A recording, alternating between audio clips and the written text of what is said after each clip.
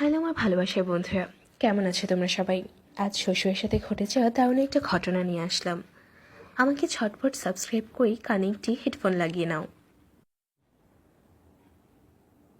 যখন আমার বিয়ে হয় তখন আমার বয়স 21 বছর। আমার স্বামীর নাম সঞ্জয়। আমরা গ্রামে থাকতাম। আমি আর সঞ্জয় একই কলেজে পড়াশোনা করতাম। সেই থেকেই আমাদের সম্পর্ক। আমি সঞ্জয়কে এতটাই ভালোবাসতাম এবং এখনও বাসি যে তার কথা বা চেহারা না দেখতে পারলে আমার ভালো লাগতো না। একদিন হঠাৎ করে আমরা পালিয়ে বিয়ে করি। আমার শ্বশুরবাড়িতে শাশুড়ি মা উপরে চলে গেছে প্রায় 5 বছর আগে। নিজের জমিতে চাষ করে শ্বশুরের বছর দিব্যি চলে যেত।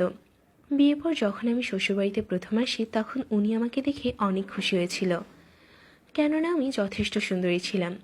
যাই হোক, বিয়ের পর সঞ্জয়ের সাথে শ্বশুর আমাকে অনেক ভালোবাসতে লাগলো। আমি সঞ্জয়কে অনেক বেশি বিশ্বাস করতাম। কোনো সময় আমার চোখে আড়াল হতো না। সে আমাকে তার জীবনের চেয়েও বেশি ভালোবাসত। প্রায় প্রতি রাতেই অনেক সময় নিয়ে এসে আমার মাঠে খেলতো। আমার কাছে এসে খুব দ্রুত আমাকে রেডি করত। সঞ্জয় বিভিন্ন স্টাইলে আমার মাঠে অনেক খেলতো, কিন্তু আমি শুধু চোখ বন্ধ করে মজা নিতাম, আর কোনো কথাও বলতাম না। মাঝে মাঝে সঞ্জয়ের সাথে চোখাচোখি হয়ে যেত, তখন আমার হাসিও লজ্জা লাগতো। বন্ধুরা, এভাবে সুখে শান্তিতে আমাদের দিনগুলো যেতে লাগলো। আমি আমার ভালোবাসার মানুষকে পেয়ে অনেক সুখে ছিলাম। আমার ছোট সংসারে সুখের কোনো অভাব ছিল না। স্বামীর কাজ আর স্বামী ও শ্বশুর নিয়ে আমার দিন কাটতে লাগলো। এভাবে কিছুদিন যাওয়ার পর আমি বুঝতে পারলাম যে আমাদের পরিবারের মাঝে নতুন আরেক সদস্য আসছে। আমি আমার স্বামীকে বললাম, সে তো এই কথা শুনে মহা খুশি। আর তার সাথে সাথে আমার শ্বশুরও অনেক খুশি হলো। খুশির সংবাদটা পেয়ে কেন জানি না সেদিন থেকে সঞ্জয় আমার প্রতি আরও যত্নশীল হয়ে গেল। আমি ওকে জিজ্ঞাসা করেছিলাম, কি হলো তোমার, আজ এত সেবা করছো? আমার উত্তরে সঞ্জয় বলেছিল সে নাকি মহা খুশি, আমার বংশের প্রদীপ আসছে। সঞ্জয় শুধু হাসছিল, আর কোনো কথা বলছিল না। বন্ধুরা, এখন আমার বাবার বাড়ি থেকে আমাদের সম্পর্ক কেউ মেনে নেয়নি। আমার কপালে বেশি দিন আর সুখ রইল না। আমার জীবনে বেশি সুখ আর সইল না। হঠাৎ করে অন্ধকার নেমে আসলো। আমার স্বামী সঞ্জয় হঠাৎ করেই উপরে চলে গেল। আমি সম্পূর্ণ বিধ্বস্ত হয়ে গিয়েছিলাম। কারোর সাথে তেমন কথা বলতাম না। বিশেষ সময় একা একা বসে থাকতাম। তখন আমার একমাত্র বেঁচে থাকার উপায় ছিল আমার ছেলের দ্বীপ। আমার স্বামী উপরে যাওয়ার 1 মাস পরেই আমার মা এসে আমাকে তাদের বাড়িতে নিয়ে যেতে চাইল।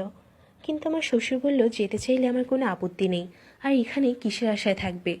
কিন্তু আমার এক কথা, আমি আমার স্বামী জায়গা ছেড়ে কোথাও যাব না। আমার মা আমাকে বলেছিল যে আমার এখনও তেমন বয়স হয়নি, তাই একটু ভেবে দেখতে। কিন্তু আমি আমার স্বামীকে এতটাই ভালোবাসতাম যে এইগুলো এক একটা কথার কথা মনে হলো আমার কাছে। সেদিন আমার মা আমাকে অনেকবার বুঝিয়েছিল, কিন্তু আমি তার কোনো কথা কানে তুলিনি। আর আমার স্বামী যখন বেঁচে ছিল তখন একটাবারও খোঁজ খবর নেওয়ার চেষ্টা করেননি। আর আজ আমার স্বামী নেই, এখন আমাকে নিতে এসেছে। এই অভিমানে আমি আমার মাকে একেবারে নিষেধ করে দেই। আর তাছাড়া এখানে আমার শ্বশুর আছে। আমার শ্বশুর তো আর কেউ নেই। তার একমাত্র ছেলে ছিল আমার স্বামী সঞ্জয়, আর আমার শাশুড়ি তো অনেক আগেই মারা গেছে। আমার শ্বশুরকে একা করে দিয়ে আমার শাশুড়ি না ফেরার দেশে পাড়ি জমিয়েছে। তার উপর সঞ্জয় চলে যাওয়ার পর আমার শ্বশুর অনেক ভেঙে পড়েছিল। আমার শ্বশুরের তো আমি ছাড়া আর কেউ নেই। তাই আমি আমার শ্বশুরের সাথে ছেলে কথা ভেবে রয়ে গেলাম। সিদ্ধান্ত নিলাম আমার ছেলে দীপকে নিয়েই থাকবো স্বামীর বাড়িতে।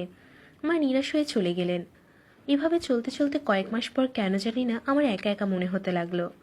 আর সাথে সাথে মনে হতে থাকে যে আমি কি ভুল করছি, আমার কি বাবা মার ঘরে ফিরে যাওয়া উচিত। এতদিন আমি একজন পুরুষের প্রয়োজন কি সেটা বুঝতে পেরেছি, কিন্তু কিছু করার নেই। এদিকে খেলার অভাবে আমার মাঠের মধ্যে কেমন জানি করতে লাগলো। এভাবে ভীষণ জ্বালায় দিনগুলো কাটতে লাগলো। আমার জীবন যেন এখন অনেক বেশি অতিষ্ঠ হয়ে উঠেছে। মনকে সান্ত্বনা দিতে পারছি না। এতদিনে বুঝলাম কোনো মেয়ের জীবনে একজন পুরুষের কি ভূমিকা। এইভাবে বৈশাখী জ্যৈষ্ঠ পার হয়ে গেল। এখন আষাঢ় মাস। গত 4 দিন থেকে অনবরত বৃষ্টি হচ্ছে। এই ঘন বর্ষায় একজন খেলোয়াড়ের অভাব আরও বেশি অনুভব করছি। সত্যি বলতে কি, এখন আর আমার স্বামীর কথা আমার তেমন মনে পড়ে না। এখন শুধু আমার একজন পুরুষকে মনে পড়ে, যে আমাকে তার শক্ত বাহুতে আবদ্ধ করে নেবে, তার খেলোয়াড়ে ফাটিয়ে দেবে আমার গর্ত। বন্ধুরা, এদিকে আজ সন্ধ্যে থেকে বিদ্যুৎ নেই, তাই আমার শ্বশুর তাড়াতাড়ি চলে এসেছে বাড়িতে। বাড়িতে এখন শুধু আমি, আমার ছেলে আর আমার শ্বশুর। আমার ছেলে অনেক আগেই ঘুমিয়ে পড়েছে। রাত 8টা হবে, মুষলধারে বৃষ্টি হচ্ছে, সাথে থেমে থেমে বজ্রপাত। সে আমাকে বলল, বৌমা তুমি ভালো করে থেকো। আমি বললাম, বাবা আপনি না হয় আজ আমাদের ঘরে ঘুমান, আমার অনেক ভয় করছে। আমার শ্বশুর বলল, আচ্ছা ঠিক আছে। আমি খাটের উপর আমার ছেলেকে নিয়ে ঘুমালাম, আর আমার শ্বশুর নিচে ঘুমালো। রাত 12টা কি একটা হবে, হঠাৎ বিকট শব্দ করে একটা বজ্রপাত হলো। মনে হয় আশেপাশেই হয়েছে। আমি লাফ দিয়ে উঠে শ্বশুরকে ডাকলাম। আমার শ্বশুর বলল, কি হয়েছে? আমি বললাম, আমার খুব ভয় লাগছে। আমি এক লাফে আমার ছেলেকে নিয়ে আমি আমার শ্বশুরের পাশে চলে গেলাম। আমার বয়স্ক শ্বশুর মানুষ, তার উপর আমি তার ছেলের বউ, তাই খারাপ কিছু চিন্তায় আসেনি।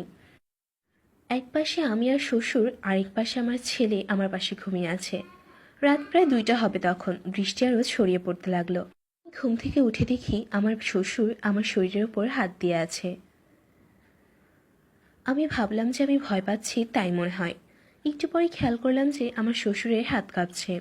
আমি রাতে শাড়ি পরেছিলাম, আর ভেতরে কিছু ছিল না। হঠাৎ একটু জোরে বজ্রপাত হওয়াতেই আমি চমকে উঠলাম, আর আমার শ্বশুরের দিকে সরে গেলাম। আর বুঝতে পারলাম যে তার খেলোয়াড়টা আমার সাথে আটকে গেল। এইভাবে 2-3 মিনিট থাকার পর খেয়াল করলাম আমার শ্বশুরের খেলোয়াড় শক্ত হতে শুরু করেছে। আমি যেন সব ভুলে গেলাম। অজানা এক শিহরণ হতে লাগলো। এভাবে চলে গেল 10 থেকে 15 মিনিট। বন্ধুরা, এখন কি করব বুঝতে পারছি না। এদিকে শ্বশুরের খেলোয়াড় কাঁপার কারণে আমার সাথে ঘষাঘষি লাগছে, আর আমি নিজেকে ধরে রাখতে পারলাম না। আমি আমার শ্বশুরের দিকে ঘুরেও না খেলোয়াড় ধরে ফেললাম। এতদিন পর আজ আবার আমার মধ্যে চেতনা জেগে গেল। শ্বশুর চোখ বড় করে আমার দিকে তাকিয়ে দেখতে লাগলো। আমরা দুজনে সব কিছু ভুলে গেলাম। শ্বশুর আমার খেলার মাঠে তার খেলোয়াড় নামিয়ে দিল। আমি চরম আরামে শ্বশুরের স্বাদ নিতে লাগলাম। এরকম নতুন নতুন ভিডিও পেতে এখনই আমাদের চ্যানেলটি সাবস্ক্রাইব করে আমাদের সাথেই থেকো। আর হ্যাঁ, তোমাদের সুন্দর নোটটা দিয়ে লাইক দিতে আর কমেন্ট করতে ভুলো না যেন। সবাই ভালো থেকো, আরামে থেকো।